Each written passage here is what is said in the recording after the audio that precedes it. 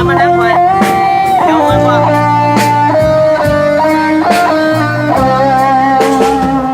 วันน้องวิวาแก้วตาดอกฟ้าบอกให้รู้เรื่องราวว่าน้องสาวจะเข้าวิวามาวันนางให้เรือใจในคำสัญญาบอกคิดบอกฝันเลยนะคำสัญญาดอกฟ้าจะลวงมาทวงสัญญาให้รู้ว่ามาเจ็บปวดให้รู้ว่ามันเล่าลูกปวดเจ็บปวดเกินใจจะทนบนความสัตย์ซื่อมาหรือจะกล้าเดียวคนดอกฟ้าจังนอกหน้ามน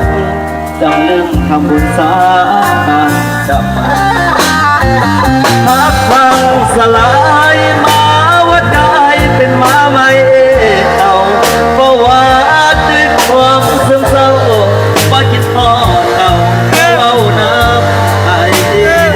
เลือดใจลายดีดอกฟ้าพันเหตุไปหาคนใหม่คนที่สัญญาไว้เฮ็ดใดจังใดดอกฟ้าของที่วันน้องวิวามาว่าส่งสารเหลือหายในมือถือเอาเสียงไฟห้องให้เดินมาตามทางบ่มีของฝันหรือคำอวยพรดอกนางมีเพียงสัญญาห่างๆมามอบให้นางลาคำสัญญา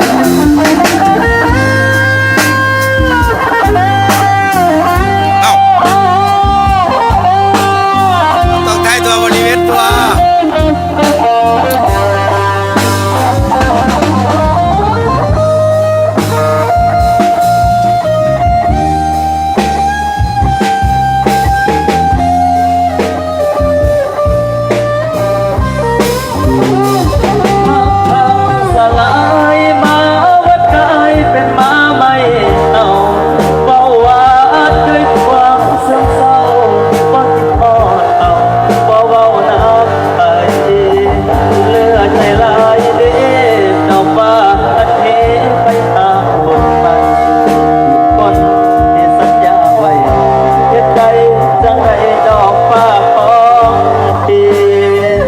วันน้องวิวา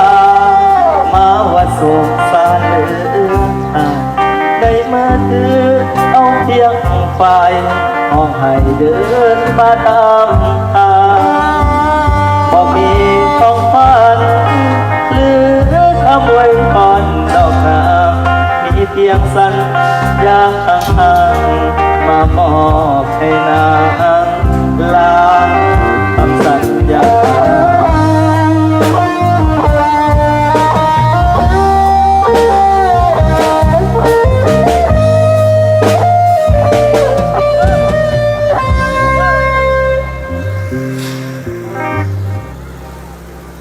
เอาไปเนี่ย